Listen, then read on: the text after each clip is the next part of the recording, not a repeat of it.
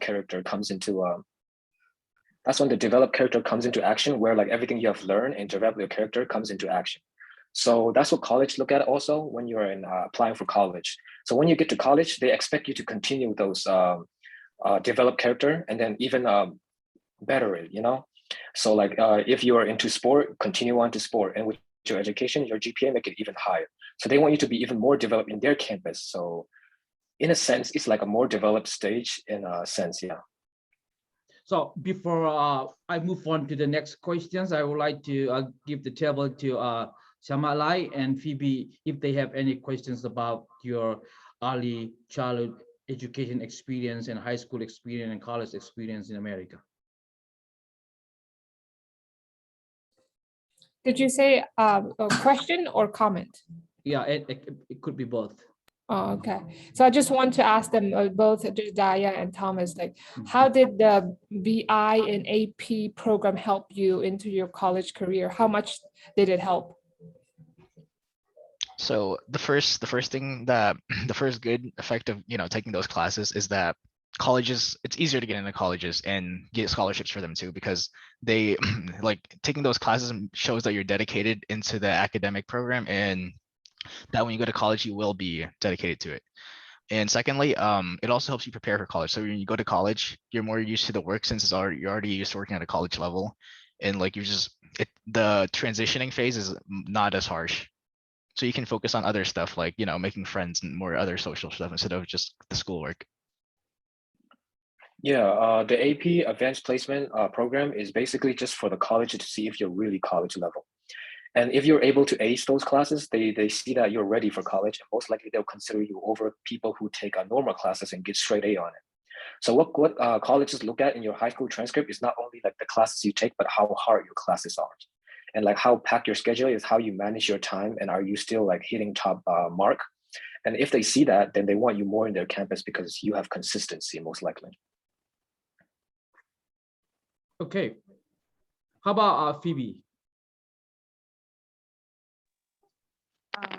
Yes, sir. I have a question. I want to ask how to prepare to get admission in college, and how do I choose the college? Thank you.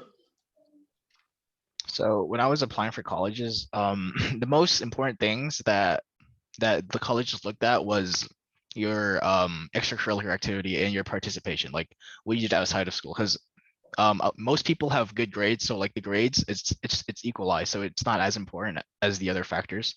So what they want to see is that you're involved in your community, or like your schoolwork, or not necessarily school, like sports, like Thomas said, or like it doesn't even have to be school related. Like if you're involved in your church, you can tell them that, and they'll see that as a good thing. If you're involved in anything like volunteer work, it's always a positive. Oh, and when considering which college to go to, obviously you want to consider like how much scholarships they're giving you. That's the first thing I looked at. And secondly, you want to look at if they have like if the program for your major is good. Like for example, if you're going to business, you want to see if they have a good business school. If you're going into the medical field, you want to see if they have a good medical field there. So that like just consider all those factors together and find what's best for you. So in your journey to college, most of the thing they look at is your test scores. So you're going to be expected to take SAT or ACT, maybe even both sometime. And then you're expected to score high if you're to be considered in like a good college. And that's like part of it. And then there's also like, just as Jedediah said, your extra curriculum. So I'll not get deep into that. And then there's also your personal essay. So personal essay is what departs you apart from the general. So what makes you unique, This is the time to like write about like things that you don't really share, or things that you find is like valuable or eye-catching from the college admission, something that would distinguish you apart from everybody. So that's one of the other thing. And also your recommendation is also important. So if you're in like high school, try to get to know your teachers, or whoever your mentor is, or whoever you hang out with a lot that have credibility. So like if you get to know them, what happens is like when college asks for your recommendation, and if they write your recommendation, they can write it deep and like not full of things that would most of the people would not get in like a normal college recommendation. And also keep your grades up. Yeah. Thank you.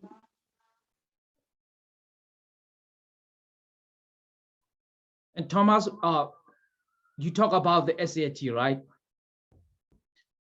Do you think SAT is important for college student? Right now, as you're looking at it in a systematical way, it is important because they consider that as one of the factors. But if you look at it in like in a way that like, is it really like working in determining if students deserve it? That's a debatable question, because sometimes the SAT is just a test that doesn't really measure what you know like so far. It's just a test you can study for and even like ace, even if you do bad on your other classes. So it's basically a test that you have to study for. It's not really sometimes some people may argue that it's not a good measurable, but right now it's a big factor in college, so you might want to do well on it. Will that help to get your scholarship? Yes, definitely, because some of the college, some of the big essay, I mean, not the essay, the scholarship program like that, they ask for your SAT or ACT. Okay, Thank you. one more about SAT. So I don't know how much you know about the Burmese education system, but I think you must have some kind of exposure to it too. So let's say a student from Burma wants to take SAT test, and how would you recommend him or her to study? Like, obviously, he or she will not be getting the same education system as you. So how would you recommend him or her to study SAT in order to get a good score?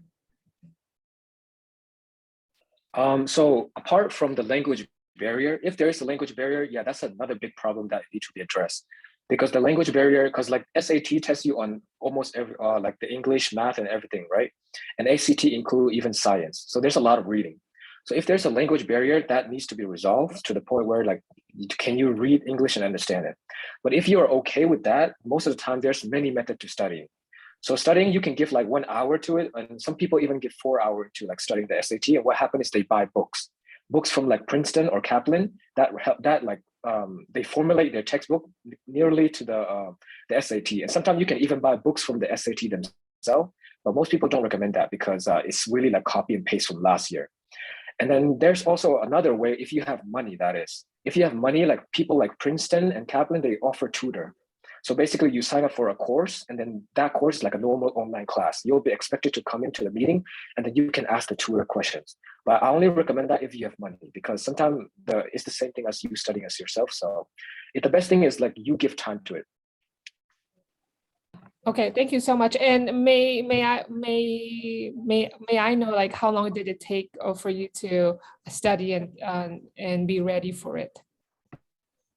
So that's the thing about SAT. SAT, for you to be like have an easy part, pay attention to all your class from starting from 9th grade, because most of the SAT math goes all the way up to only math 3, or like not too advanced above that. So what happened is if you pay attention and master all those classes, by the time you study your SAT or ACT, you'll be like a step ahead. And then studying will be easier because you'll have algebraically background and good algebra background and everything. So you'll be step ahead. And also if you're studying, depending on how you study, give the SAT like, so after you finish your schoolwork, give it like 1 hour or 30 minutes. The most important thing is consistency. Never skip a day or two, because as soon as you start skipping, you'll start accumulating and you'll lose track, I guess. Yeah. So did you use the book from Princeton and other bookstore for your personal study? Yeah. I did use all of them. I used Princeton and Kaplan because like they offer a many diversity approach to the test. So like one book may say approach it this way, like don't read the whole passage, read the question first. But another book might say read the passage a little bit and then do the question. So it really tests like what are you comfortable with. So I recommend like trying all. Okay, just one last question. How much is the book? So the book, they cost ranging from somewhere around 50 to above, maybe, depending on it. Yeah, they're pretty expensive. Okay, thank you. So Thomas, according to your experience, the GPA or SAT, which one is more important to get admission in a good school? Just like Jet say in the beginning, nowadays the American education system is so competitive. So you will never not really see like people who are admission in Harvard, right? Most of them have 4.5, 4 point above GPA. So GPA become like something that everybody have, like 4.0. So what happened is now they look at the test scores. The test scores, that will really determine in some college, like middle college, that will really determine who gets in or not. But in high college, where acceptance rate is low, that even the test score is really similar. So what happened is they move on to the essay. Essay is what really determines it sometimes. So if you're looking for a high acceptance low college, most of the time, your GPA and your SAT score will be above with everybody. It will be equal. So your essays and your like extracurriculum is very important now. But if you're looking to come to a mid college where like the acceptance rate is okay, then your test score is really important. Your GPA is also important. And if you're looking for like a low college, I guess everything is important in some way. Yeah. Now I would like to ask Adi. Jadidya, would you please tell us about your school, your college, and how did you get admission there? And did you get any scholarship? So how I got into college. So ever since middle school, I was a part of this program which like helped first generation students apply and get to college, right? So basically they helped me through my entire application process, helped me with the ACT testing, you know, helped me find scholarships. So pretty much like if for people in America, like there's a lot of what I'm saying is there's a lot of programs like that. You just have to find one and try to stick to it, because sometimes it gets tedious, but like they actually know what they're doing. And as first generation students, like we don't know the process, so we need like we need the help we can get. And as for scholarships, there's just so much scholarships out there. All you really need to do is like take the time to look for them and apply, because if you apply to enough, you're gonna get at least a few. And if you get like you'll get the money. Like the money is not the biggest problem here. The biggest problem is, like Thomas said, like your grades, your test score, and your essay. The money, if you really want it, you'll get it. What's the name of your school? Appalachian State University. Okay, for Thomas, why did you choose that school? So the reason I choose that school is because it's close to home. I think that's really important for me, because I don't really like going outside, because outside is also very expensive. And that's one of my biggest reasons, I guess. Yeah. And then they offer a lot of financial help compared to other school that offers. And then I think that all lines up. And for me, I picked that school. Yeah. Okay, so you talk about the SAT and the GPA and getting admission to the college. Now, I want to give the table to our student from Burma, Phoebe. Phoebe, do you have any questions about GPA or SAT?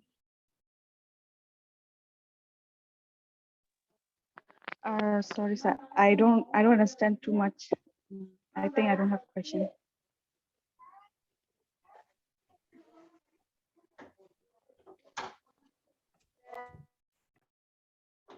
Do you have any questions about SAT?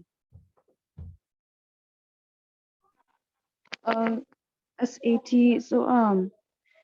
So we have to take SAT in US, or we can take online test. The SAT is the SAT and ACT, they're both standardized tests. So like everyone takes the same test at the same time. So I think like as far as I know, they do this in every country where like the ACT company, they would like schedule a test to take it like at a specific time, and everyone takes it at that time. It's so that you know you can't take it early and then like have a friend who took it early and you can ask them about the test. It's to like standardize it to yeah. And I don't think they offer it online. It has to be in person. Thank you. Okay, so this questions is for both of you. What was your biggest challenge as the second generation Burmese American, especially in your academic journey? The biggest challenge was, well, learning the language, because before you know English, you really can't do anything. Like when I first started in second grade, like I had no idea how to speak, to communicate in any way, and I had no idea about the culture. So it ended up with me failing second grade my first year. So yeah, that was a very good start. But after I learned English, then the rest wasn't as hard. Like that was the biggest obstacle. But besides that, the real challenge is that the fact that you don't know the process. So that's why it's really important to find like a program or like someone that can help you through it.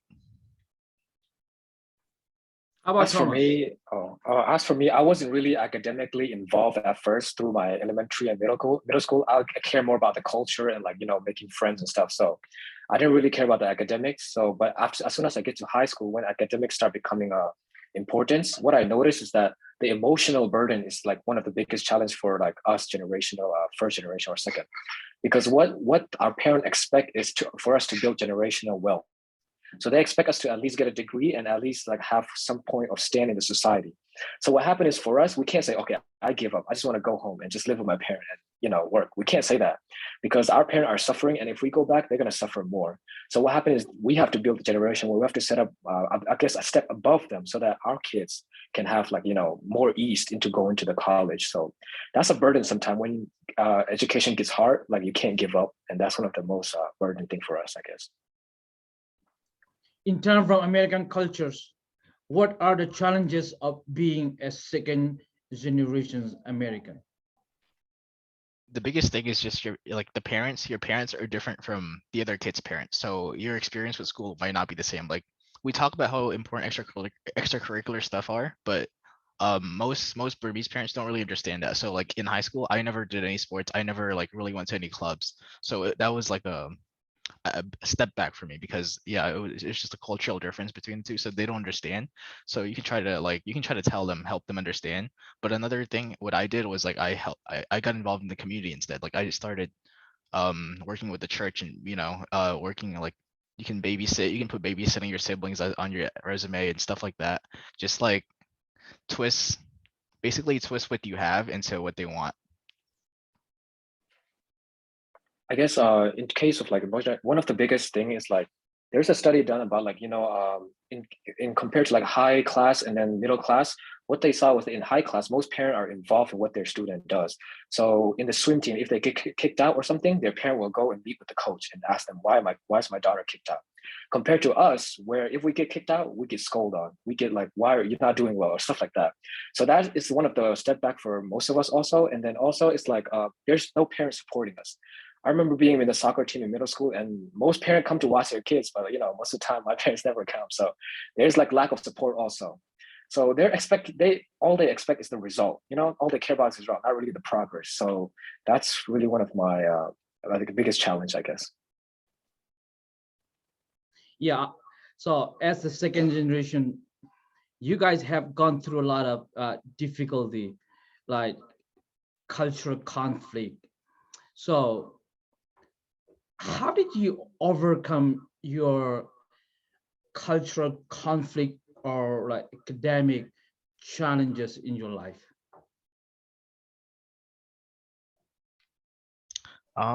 So since we live a really different home life, it's like it might result in like some people splitting their personality, having like a school personality and then having like a home personality.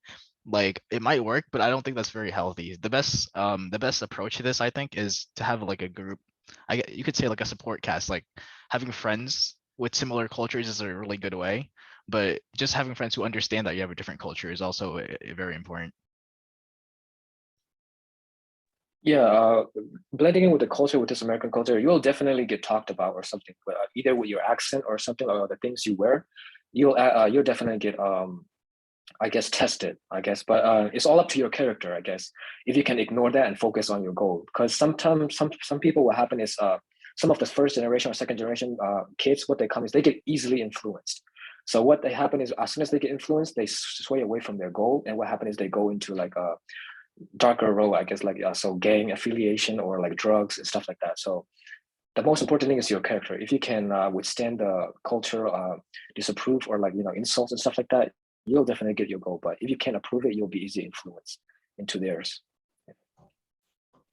Before we move on to another questions, now I would like to give the table to Siama Lai or Siama Phoebe if they have questions about your academic journey or American cultures that you have gone through.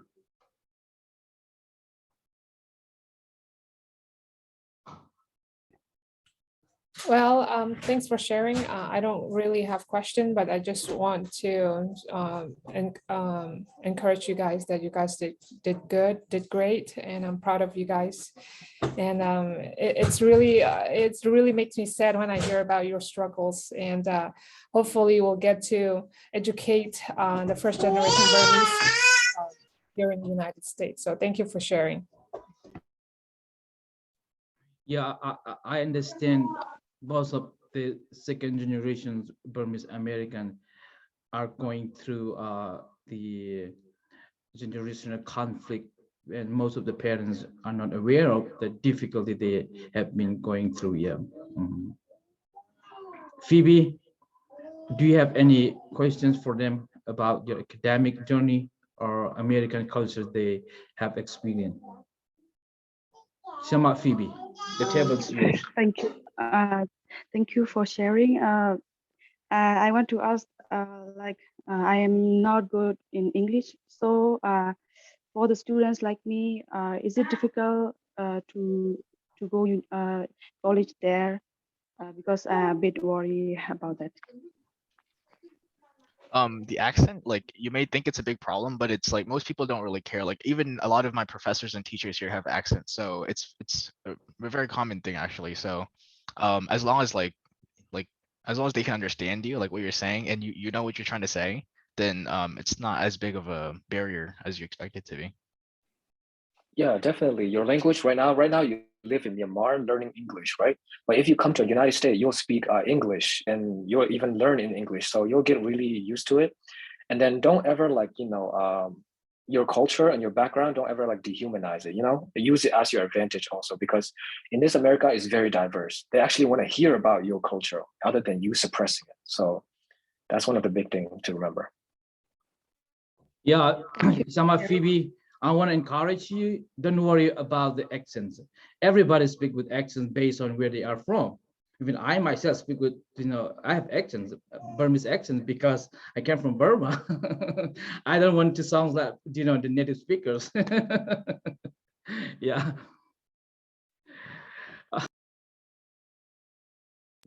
Let's move on to next questions. What is your favorite subject to study in college? Adi, go first, please. So right now I'm a business major, so I'm looking into the business field. So I mean, most colleges they do this where the first few classes you take are not really oriented; they're just core classes. So like for now, I'm not. My favorite class would probably be the economics class because it's just like the closest thing to my major. So it's like it's the best way. It's the best exposure I'm getting to what I'm actually going to go into later on. My favorite subject, I major in biology, but after taking chemistry is way more fun because like you start working with things like fire, acid, and things. That's really interesting, compared to other class where you just dissect a frog or something. So I think chemistry is my favorite. Yeah. Okay, thank you. I have two more questions for you. So we have many students who are planning to, Burmese students who are planning to come to America to study in this coming fall semesters, and they are preparing their English test and like other SAT. So what types of qualities do you think are important for the Burmese students in Myanmar to study in the USA? Like I mentioned earlier, the most important quality is your work ethic because the school it doesn't really test your intelligence level. It tests your commitment, like your work ethic, like and because one of the big factors of college is that you're pretty much on your own. Like you don't have your parents like behind you telling you to do your work. You don't have like your teachers aren't really gonna like pressure you to get your work done. It's just completely up to you. Even things outside of school is up to you. Like you can choose when you want to eat, if you want to eat, when you want to go to bed. Like everything is up to you. So like just getting used to all of that is the biggest challenge. Yeah, I think overall, if you do guys come over here, I think you guys are already like above 50% of the kids here because you guys already have the mindset to want more and learn more to enough to come to America, right? Most of the students here they just come here because they still come here. So you guys are already like above like most 50%. And as long as you guys have the grit, so like no matter what you're going through and stuff like that, you keep on trying and never, even if you fail, you keep on trying. I think it's very cliche, but it's very effective.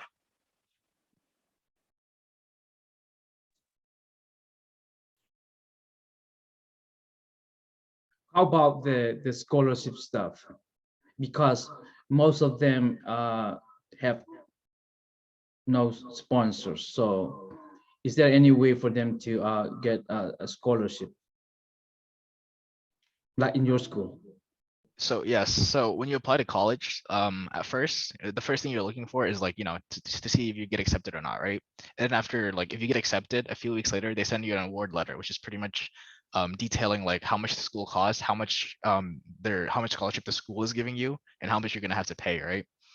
So that's the first type of scholarship you can get. It's from the school directly, and the second type, you can get it from the government too, which is you apply by just asking. It's called a Fafsa form. A Fafsa form. If you fill it out, it fills out like it details like how much money your family's making, how much money you need to go to college, and based on that, the government's going to give you money. And even after that, if you still need more money, you can also look at outside scholarships.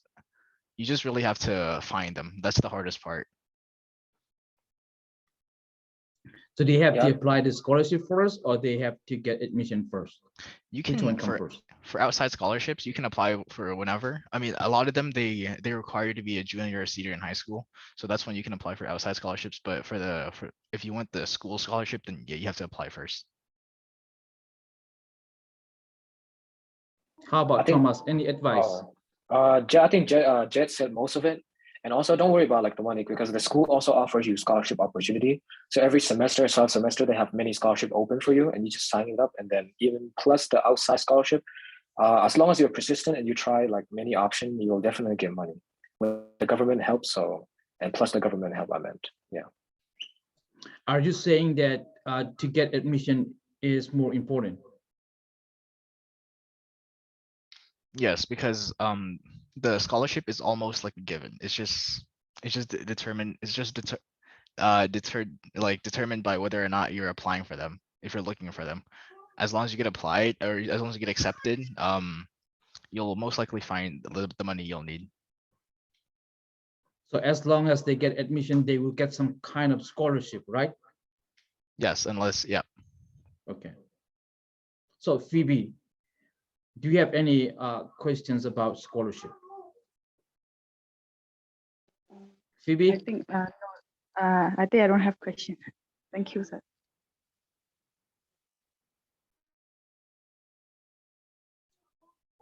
Yeah, they are talking about scholarship. So do you have any question about the scholarship? And you may ask them, how did they get the scholarship?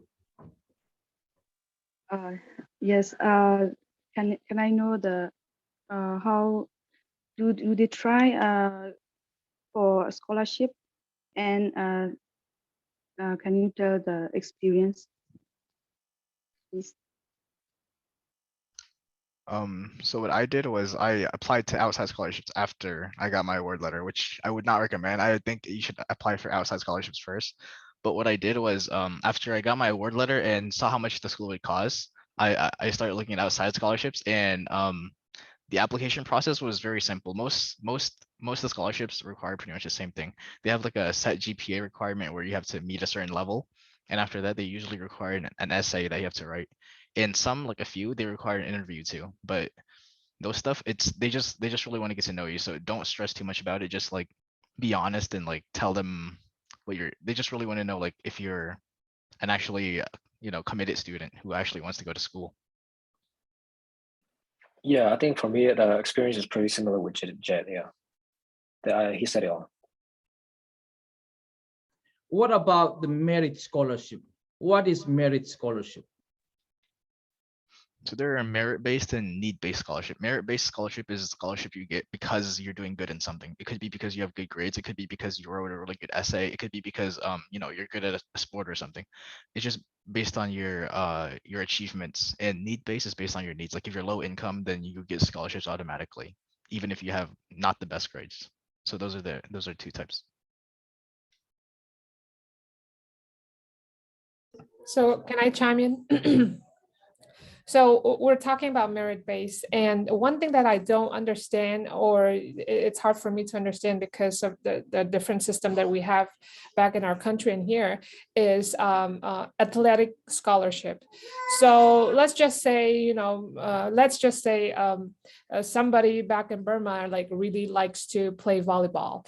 And of course, we don't have like an organized game where you play with some team and you win or you lose, something like that. We don't have it. It's just in a hobby. So is there a way that, we can get those kind of scholarships, although you don't really have like a, how do you call them, official transcript of how good you are or whatever. So do you know about that? And if you know, like, can you explain more on that scholarship, please? So for overseas sports scholarship, it's a bit complicated because how they give sports scholarship is by like scouting you, like watching you play and seeing how good you are. But if you're overseas, they can't really do that.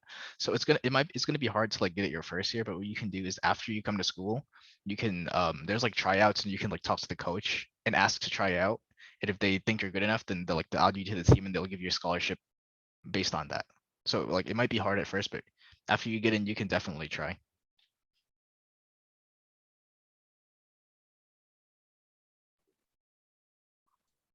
Sama Phoebe?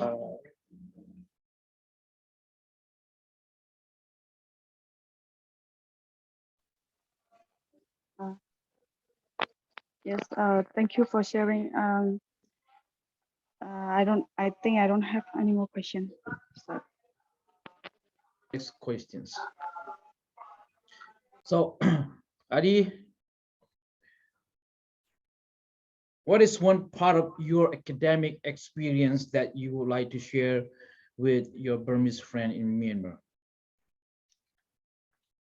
I think the most valuable part of college is that it's like you're living life, but without the real consequences. It's because you get to like do things by yourself, right? You get to do everything, which you get to control everything. Everything is like you have free time whenever you want. You can do anything you want. You can go to classes whenever you want, right? So like getting used to being in control is really good because after you graduate and you get a job, then that's how it's gonna be. You're gonna be in control. So getting practice for that is really like it's a really valuable experience. How about Thomas? I think overall in high school to college, the most important for me is balance. So balancing, if you're coming into college with like a relationship in your hand, or like you have like a gaming addiction or something like any other addiction that you have, you must be able to control it with your schooling too. So like if you're like a type of person to go out and make friends a lot, make sure to balance that with your education also. Because if those things like exceeds your academic, then you most likely you will not have the best grade or stuff. So balance is very important in your life.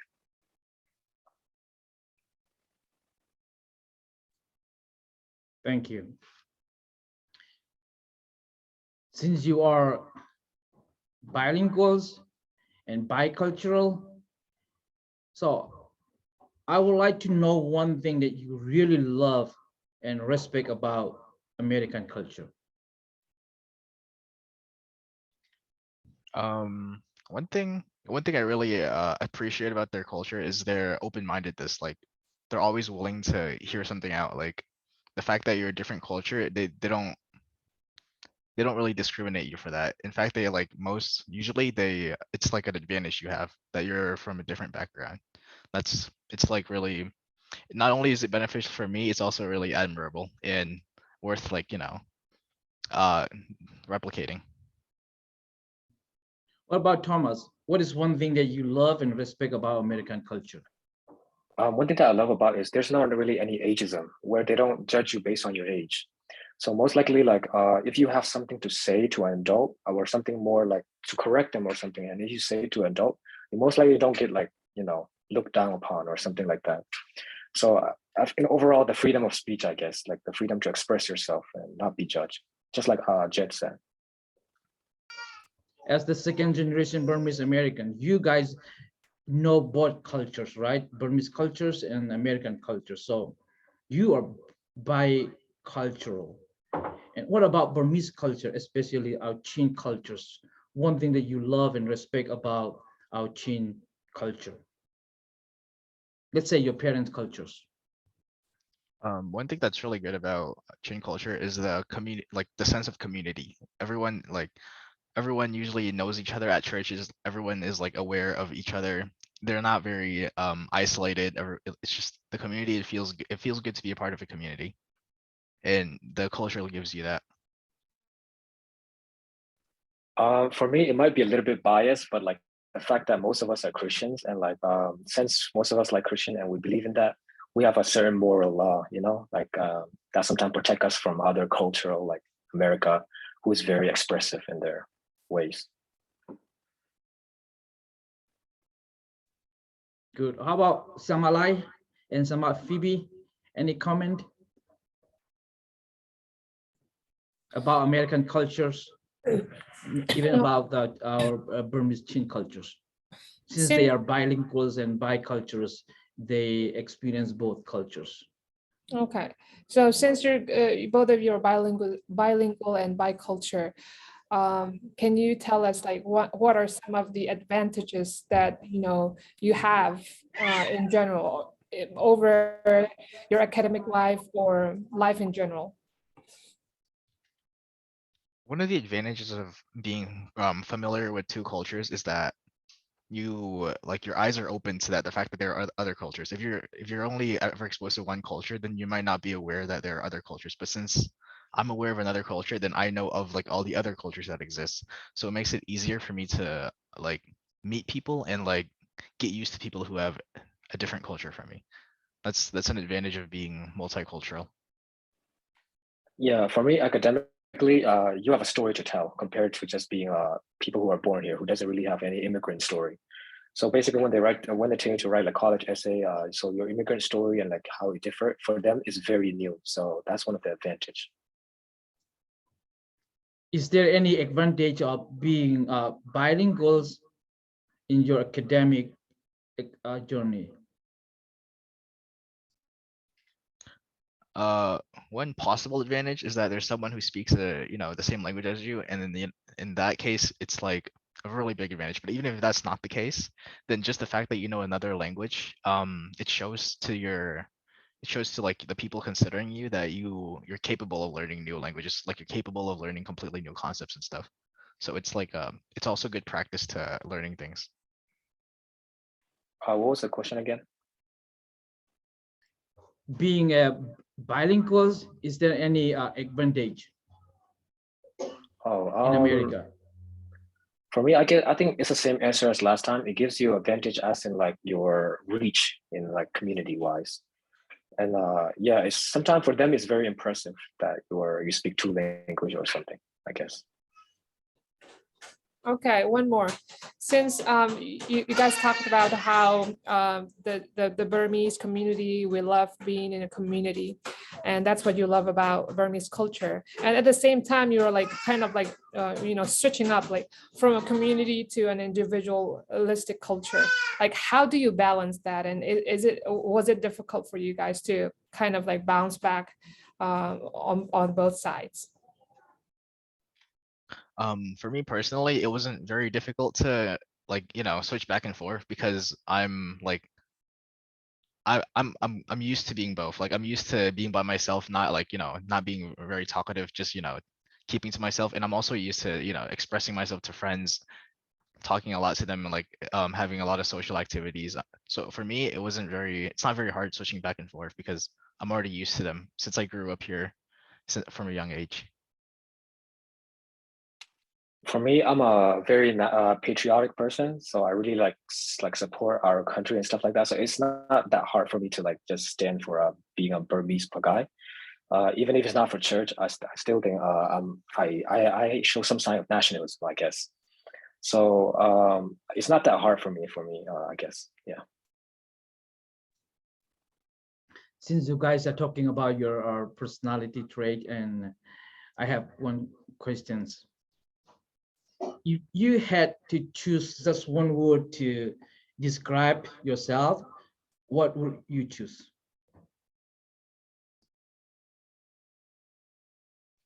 That's a pretty hard question.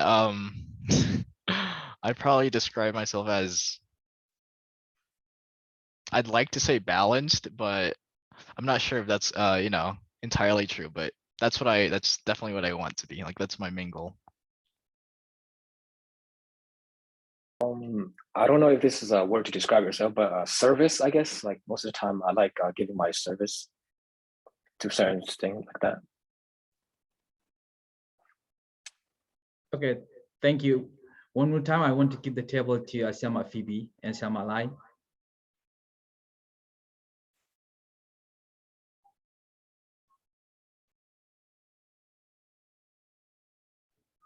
I have no question. Okay, how about Siama Phoebe? Thank you for sharing. Actually, I'm worried for the culture in America, but you guys said they all are welcome. So thank you for hearing about that, and thank you so much for sharing. Thank you, sir.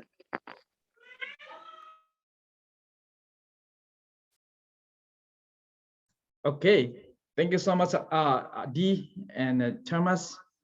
Is there anything that you want to say before we dismiss you? I mean, I already said this multiple times, but I just want to really, push the point that it's not about how smart you are. It's not about your ability. It's about your willingness, your ethic. So pretty much anyone can go to college and anyone can get through it.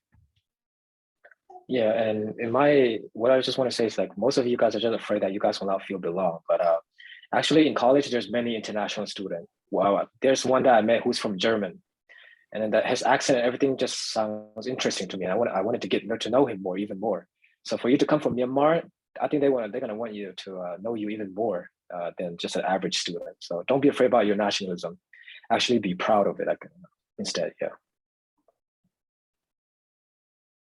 Okay. How about Siama Lai?